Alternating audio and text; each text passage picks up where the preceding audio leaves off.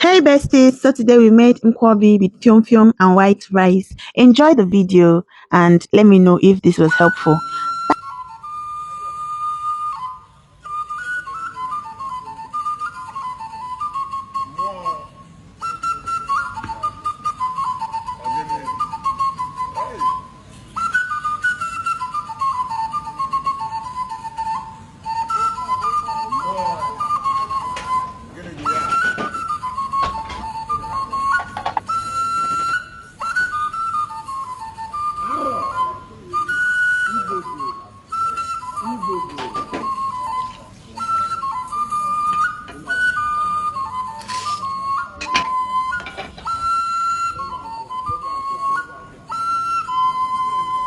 Stop playing.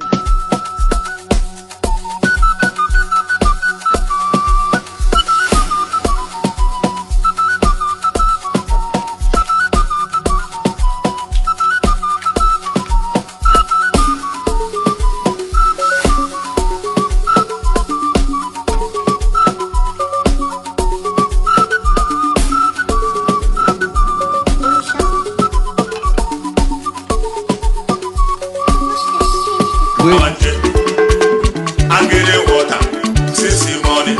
I never shop, I never drink, I never smoke. Come on, even to do woman, I never vote.